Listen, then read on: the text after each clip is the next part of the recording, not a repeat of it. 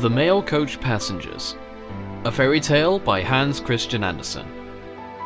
Narrated by Backpacker Bludgeon.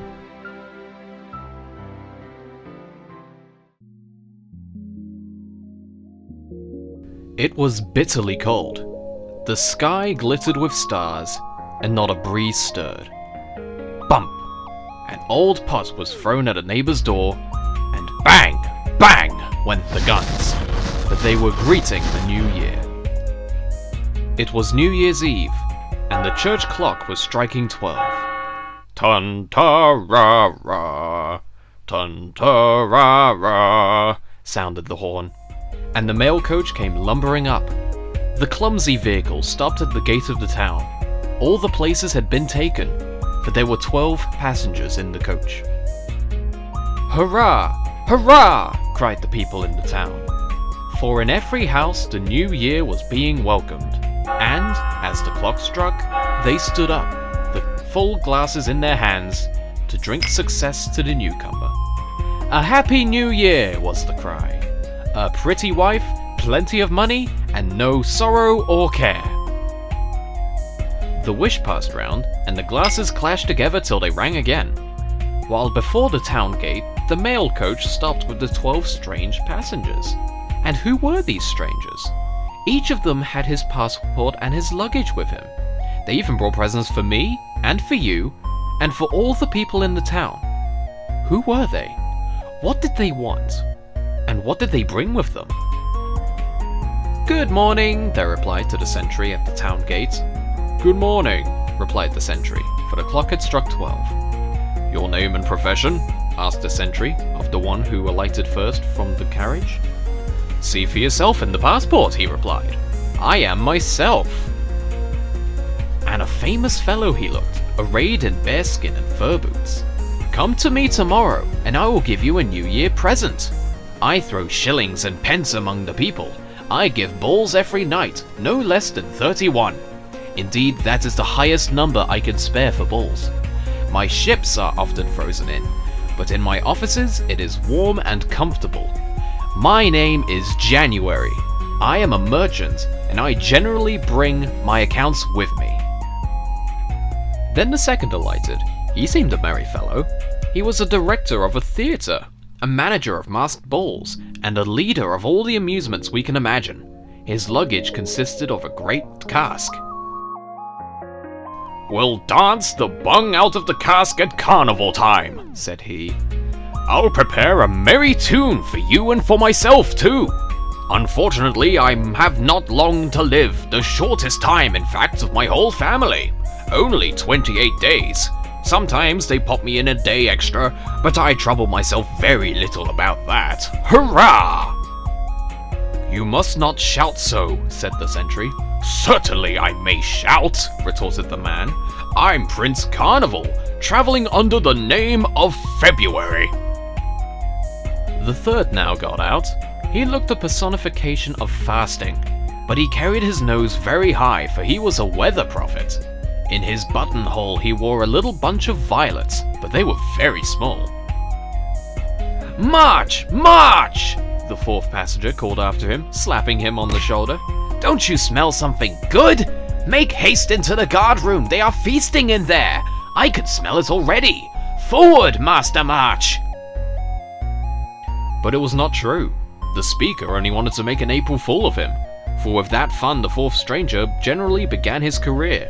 He looked very jovial and did little work. If the world were only more settled, said he.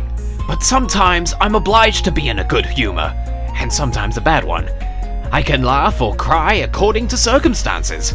I have my summer wardrobe in this box here, but it would be very foolish to put it on now. After him, a lady stepped out of the coach. She called herself Miss May. She wore a summer dress and overshoes. Her dress was light green, and there were anemones in her hair. She was so scented with wild thyme that it made the sentry sneeze. Your health, and God bless you, was her greeting. How pretty she was, and such a singer. Not a theatre singer or a ballad singer, no, but a singer of the woods. For she wandered through the gay green forest and had a concert there for her own amusement.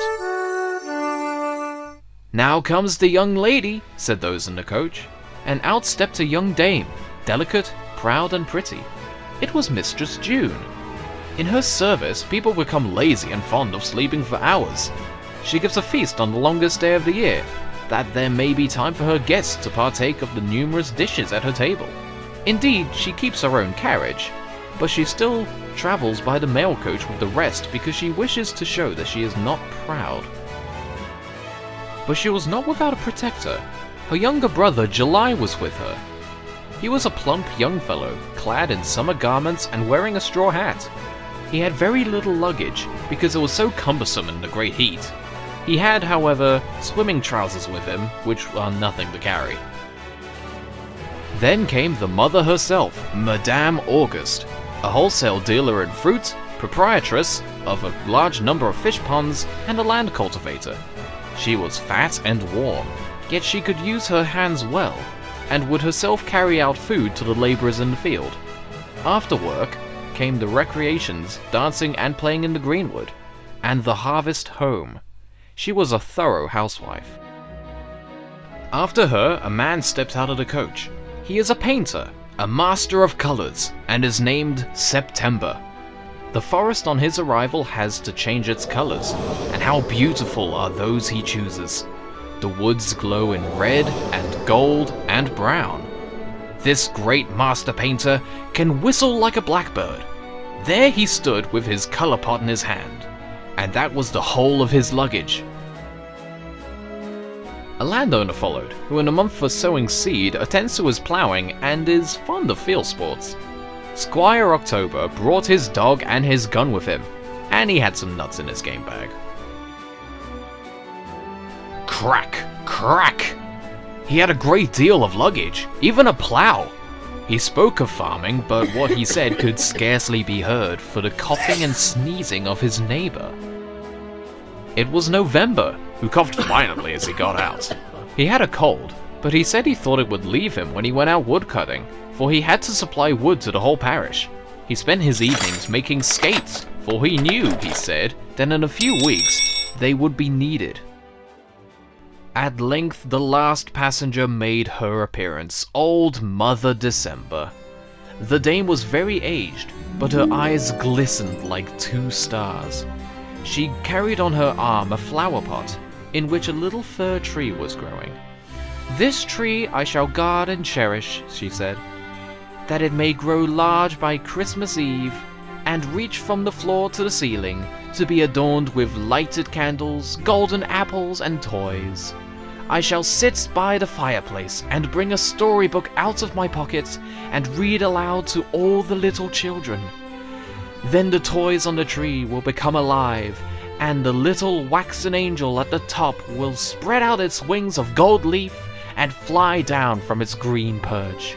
He will kiss every child in the room, yes, and all the children who stand out in the street singing a carol about the Star of Bethlehem." "Well, now the coach may drive away," said the sentry. "We will keep all the 12 months here with us." "First let the 12 come to me," said the captain on duty, "one after another. The passports I will keep here, each of them for 1 month. When that is passed, I shall write the behavior of each stranger on his passport.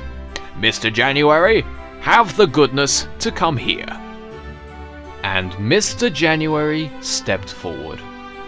When a year has passed, I think I shall be able to tell you what the 12 passengers have brought to you, to me, and to all of us. Just now I do not know, and probably even they do not know themselves, for we live in strange times. Yo, it's Na here, and thank you so much Backpacker Bludgeon for narrating this story. You did such a great job. Please make sure to subscribe to his channel, as he is really underrated and deserves a lot more attention for the great content he's offering. I hope you enjoyed this video, and I wish you all the best for the new year. Hope we will have a great time together.